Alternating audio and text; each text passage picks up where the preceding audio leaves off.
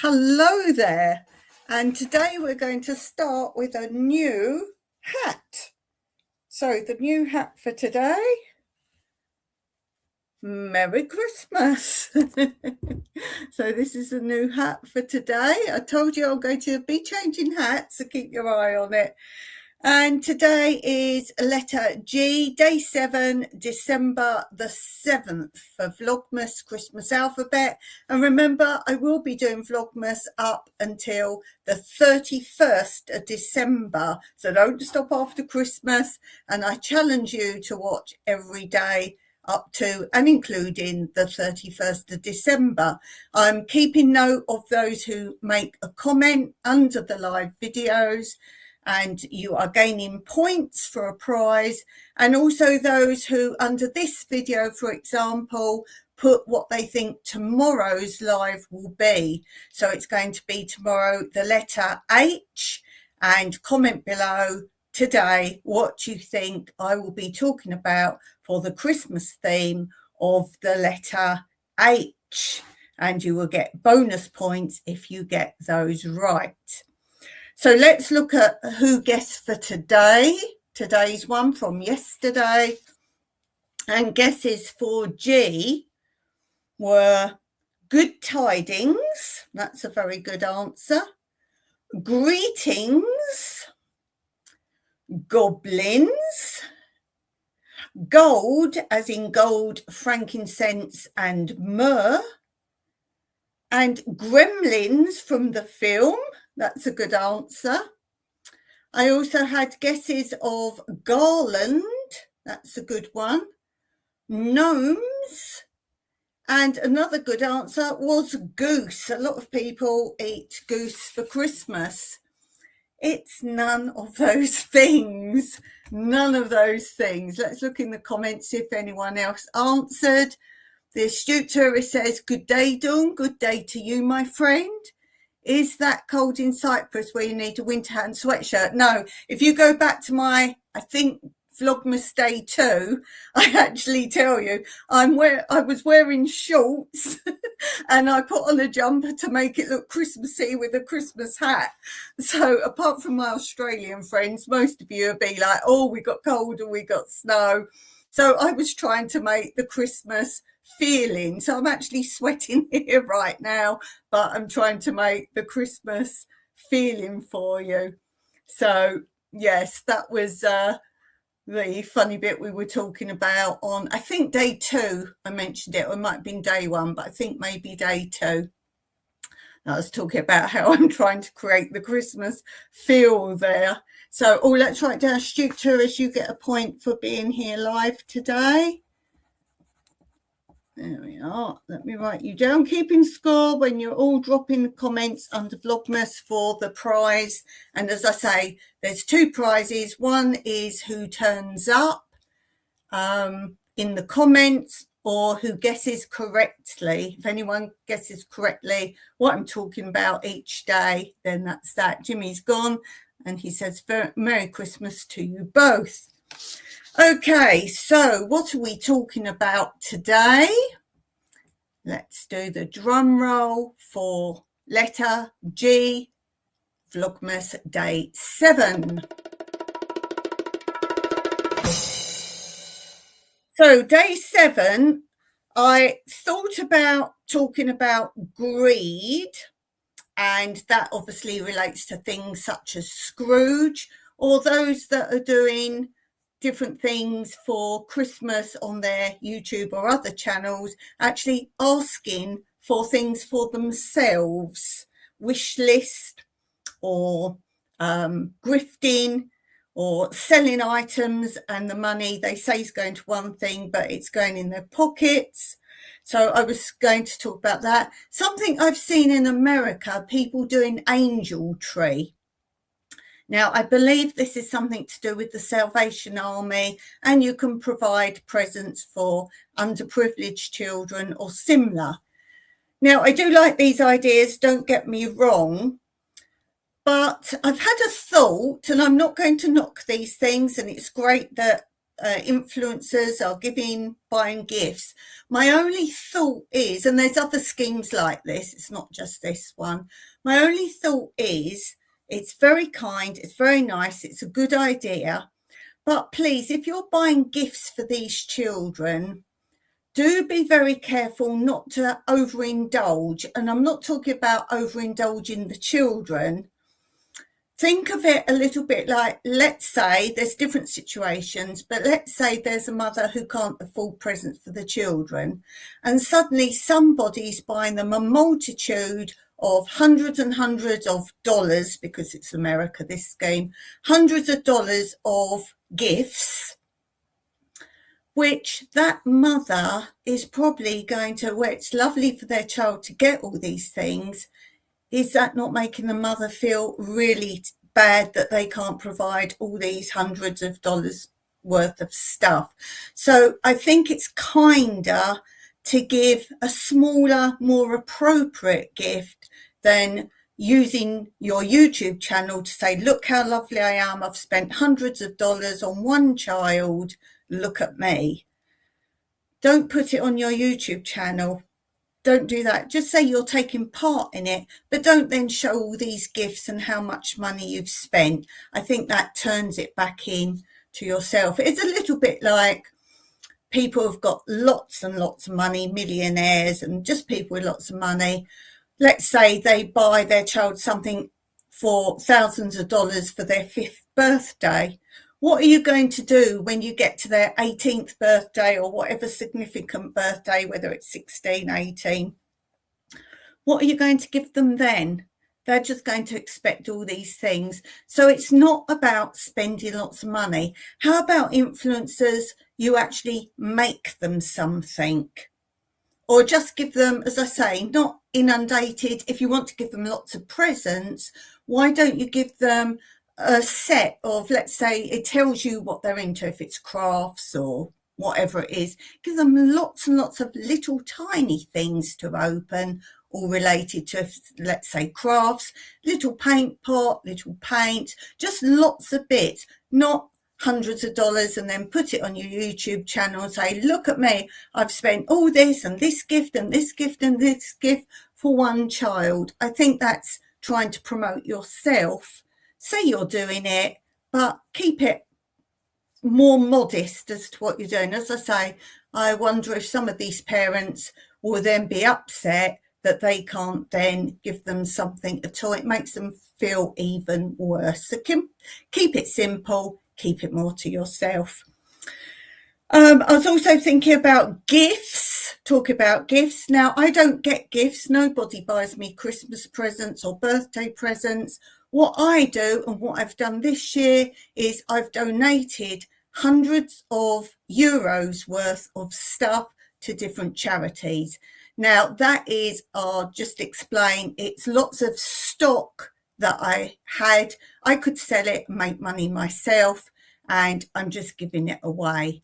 So that's what I do. Instead of giving presents to people who get plenty of stuff, is giving it to other people and charities. And I've got huge bags here. I've got even more. I gave away $200 worth of stuff the other day, and I'm not making a video on it. I'm just telling you what I do. Oh, we have Jeannie's point in. So a point for you today. Jeannie's point. How are you doing, my friend? Well, I'm doing Vlogmas. I'm not watching anyone's channels. Oh, and I did mention yesterday, I've got something that I'd like you all to take part in February, but I'll announce that later on. It's something all YouTubers or any social media people should do in February. I will just tell you what it is, because I don't keep you in suspense. What's it called? Phone Free February.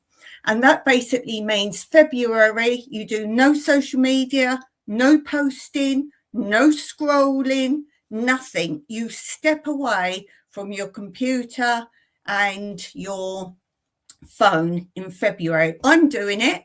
You will not see a single thing from me in February. I won't be watching any of you in February. I can do it. I know I can. I'm not a slave to it. Oh, and it also says, no social media, no social media, no scrolling, no posting, no excuses. Because that's the first thing people go, oh yeah, I would do it, but. So I'm going to make a video on it towards the end of January, and I wonder if any of you can actually do it. So spread it on your channel. As I say, I will be making a video. You can use that as a link if you like. And it's phone free February. So I'm going to be doing that. So you won't see anything from me there. Oh, Jimmy's back, this astute tourist. In the past, the fire department has a giving tree. I love it. Where people can take a tag and it specifies a small gift for a girl or boy, their age and what they might need, like socks or coat. That's absolutely what I was talking about, Jimmy. Something of value, what they need, rather than just spending hundreds of dollars on things to make the YouTuber or influencer or Instagram or whatever you want to say, making them look really indulgent. And the astute tourist says, holiday greetings to everyone. Thank you. Oh, and thank you to all of you who said about my birthday yesterday. I did do a short to tell you how old I was yesterday. So thank you for the comments. The first comment was from John and Sarah, 2 doves, bees and gardens. That was the first comment to say happy birthday and have a good day. So thank you there. Okay, so we're also going to talk about games. Now for me, oh, happy birthday, Dawn. Yes, how old am I, Jimmy? You know, I'm sure you know. Do you remember? Cakes and party poppers. Yes, for a lot of people, a board game is something about Christmas Day and Boxing Day, the day after Christmas. I always ask for a board game. So I thought I'd share with you about how the game Monopoly was invented. And it says, although John Waddington was an apprentice printer, he was in some way more suited to the ways of the theatre. At the turn of the century, he started a printing business at Camp Road, Leeds, in England, printing theatre posters and other material. John Waddington Limited was formed in 1905. Among the shareholders was Fred Carno. John Waddington pressed his fellow directors for money to buy a machine, and Victor Watson was invented to become the lithographic foreman. Money difficulties became more severe, and finally, in 1913, John Waddington resigned. Victor Watson was appointed the general manager. In 1916, Victor Watson was appointed the director, and the company was made public in 1921. The same year that the playing card manufacture was put on a firm basis. 1934 was to see the beginning of a new game which would be an outstanding success, Monopoly. Monopoly has been developed around 1930 by Charles B. Darrow of Germantown, Pennsylvania, USA. In the Depression years of the 1930s, many Americans could only pretend to deal in big money and expensive property because of the financial recession. Prior to this, in 1929, after the Wall Street crash, Charles Darrow, an unemployed equipment salesman, displayed great initiative and ambition by mending old irons, keep in mind, walking dogs, and mowing lawns. At night time, he invented new ideas in toys and games. Then came the game, as his family called it in the early days, what we now know as Monopoly. In its earliest days, it consisted of a board made out of oilcloth, coloured with 3 paint samples from a local store, houses and hotels cut out of beading picked up from a lumber yard, with the title cards made from old cardboard. The street names were real streets in Atlantic City, where in earlier years and better times, Darrow used to spend his summer with his family. It is said the tokens were charms from his wife's bracelet. A similar game had received a patent in Virginia in 1924, but in Darrow's games, complete sets of properties must be acquired before houses or hotels could be built. Probably it's this feature which has helped to make it the best of all property trading board games. Darrow's game pleased his family and friends so much that he was soon asked to make 1 or 2 sets a day. Demand grew, so he contracted out the board production to a jobbing printer, increasing his output to 6 sets a day. When department stores began ordering it wholesale, the John Wanamaker department store in Philadelphia was the first in 1934.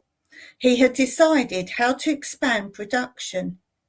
He approached Parker Brothers of Massachusetts, an established games company, but they rejected it, saying it contained 52 fundamental errors. Undaunted, he went home and continued to make Monopoly, working 14 hours a day. He produced 20,000 sets that year. Of course, Parker Brothers soon heard about this and decided to offer Darrow an attractive royalty, which he gladly accepted. He later retired at the age of 46 and died a multimillionaire, aged 78. In the early part of 1935, Parker sent a sample to Waddington's. One Friday night, the head of the company, Victor Watson Sr., handed his son Norman, who was managing the playing card division, the set with the remarks, "Look this over and tell me what you think of it." He played an imaginary game against himself, continuing through Friday night, Saturday night, and Sunday night. He was enthralled and captivated. So enthusiastic was he that on the Monday morning he persuaded his father to telephone Parker Brothers. It was the first transatlantic telephone call Waddington's had ever made, resulting in them granting John Waddington Limited a license to manufacture Monopoly. The American place names were changed. Victor Watson's secretary, Marjorie Phillips, was asked to take a walk round London to get the right names, and the dollars became pounds. Otherwise, the rules were the same. During the War Office commissioned Waddington's to make up intricate games and playing cards which would, if properly used, give help to prisoners of war. The company soon realised the significance of the phrase, "if properly used." In one side of the board was inserted a map, printed on silk, showing the escape routes from the particular prison to which the game was sent. In the other side, small holes were cut in which a compass and several fine quality files were placed, and the Monopoly money was actual German, Austrian or Italian money. There are now world records for the longest games, the smallest board and the largest game, using real streets. It has even been played underwater. A world championship was held for Monopoly's 40th anniversary in 1975 and every few years since. In 1972, a plan to change some of the Atlantic City street names, the basis of the Monopoly streets, was defeated by the public outcry from players across America and from Parker Brothers. Today, Monopoly is licensed in 32 countries by Parker Brothers, being translated into no less than 17 languages with the use of a local place name and currency. And I've seen so many different types. There's different themed ones and so on and so forth. So let me know, do you like Monopoly? Some love it, some really don't like it at all. And if you have a version of Monopoly, tell me in the comments what version you have, what country's one, or if you have a themed one, what one you have. The astute tourist says the letter G of today's Vlogmas. My biggest G is for grateful. I'm very grateful for my family, friends and supporters. I've been so fortunate for them all. It wasn't the best of years for me. I'm grateful. So that's lovely. That's really nice to hear. So that wraps up Vlogmas for today. Tell me about your games and toys. Is there a particular game you like to play with your family? I've got a bent antler. I was rushing today because I hadn't scheduled it, but I had scheduled it literally just before I went on. I thought, oh, 2 minutes, I'll be done. And I wasn't. That's why the intro was a bit funny.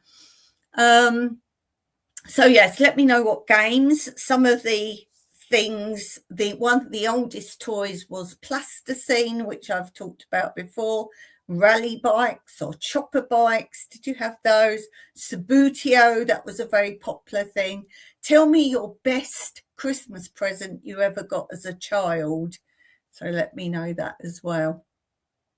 So that concludes for today. Tomorrow is the letter H. Again, I don't know exactly what time I'll be on. Just look out for me going live, basically. And tomorrow, letter H. Tell me below in the comments what you think I will be doing for the letter H.